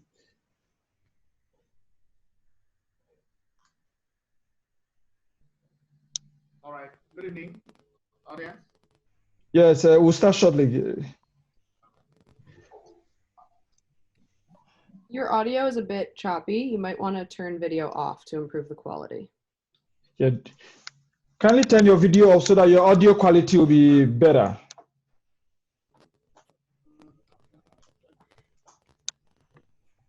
Okay, good. So you're good to go. You have 3 minutes. You can take it away. All right, okay. Good evening, everyone. Yeah, we're presenting on Rural Community Bridge, and we'll start the next slide, please. We'll start by telling you, hello? Yes, we can hear you. Please go ahead. This is a picture, yeah, this is a picture of the cities and rural area, and you can see in between the two pictures, there is a bridge that, that seems to connect the two. That's where we are, that's where our knowledge is. That's what we want to do. We want to create a bridge between the two. Next slide, please. Next slide. Since the onset of COVID-19, next slide, yeah. Since the onset of COVID-19, there have been thought to be a foreign disease till weeks back when we started having it in various communities in Africa and other countries as well. And this, despite that, there have been deviation of facilities and attention to the urban areas, now leaving the rural communities behind. They are left behind due to many factors. Next slide, please. Next slide. Yeah. So where is the problem? We have a problem in the African region from the strength of healthcare system to unequal distribution of resources, and the gaps are created. The health facilities are overwhelmed, and the health workers are also being worn out at the end of the day in the urban areas, leaving the rural community behind, and there is unexpected mortality, increase in mortality and morbidity rates. Next slide, please. Now, what we are looking at is that at the end of the day, we have the following challenges: access to transport, safety, program resources, cultural barriers, and partnership. Now, the ways out, the intervention, what we think to do, we think of it in 3 phases. The first stage will be the aspect of community participation, identifying the gaps, and working with the key people of the communities. That's the next slide. And other things will be to empower the health workers. We advocacy and lobbying of the health workers. Then after that, we evaluate ourselves for like 2 weeks to see how far we've gone. And the next step will be the aspect of training and retraining of the health workforce, both in the urban community, and more attention this time around to the rural communities, since they have been left behind. Then we'll also work in aspect of developing apps for sharing of information between the primary and the tertiary health facilities, including the secondary health facilities. Then we'll do a re-evaluation again. And finally, the last step will be the aspect of bringing in partners to collaborate, bringing in technologies to see how we can help and make sure that the facilities are being well utilized and across boards, and also that all areas of the health system are being carried along on the same page. So in conclusion, with all this on ground, I believe that whatever we worked in, there will be issues of, there will be the issues of the gaps will be addressed, and everyone will be carried along at the same pace by God's grace. All right, thank you so much. Thank you too. Time for questions. Hi, thank you so much for the presentation. Can you explain a little bit more about how this training will be delivered? Is this an in-person training? Is this on an app? I'm sorry if I missed it. Thank you. All right. We'll use different means available. More of the urban areas will concentrate on the use of apps and electronic devices, but in the rural communities, because of challenges of power supply and other things, so we'll try to go as, we'll come down to their level so that we carry them along. Yeah, basically just add on, this is Edgar. We are going to employ more of a socio-ecological kind of model approach, whereby we design particular applications for particular societies. There are those that are most applicable for the urban societies, and then there are those that are most applicable for the rural societies. So can I jump in? I love that you're thinking of the divide between urban, rural. And I also love that you're actually trying to invest in the need finding and as well as the advocacy pieces to really understand what the needs are. I do think you're going to need to really hash out exactly what the offering is, but I just wanted to give you huge thumbs up on thinking carefully about the system and the specific users you really want to engage with. Oh, thank you very much. All right, any more questions? Okay, thank you so much. I think that's the end of the presentations. Shall we all give ourselves, or mute and give ourselves a big clap? It's been so awesome.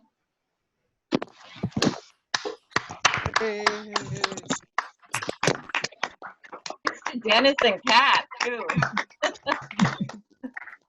Thank you so much, guys. Thank you so much. So, Kat, do you want to take it away from here? Yeah, so the judges are now going to deliberate, and I think we all join a new Zoom for the final announcement at 3 o'clock. Is that right, Dennis? Yes, so we will put our judges in the new room, and I think our participants can...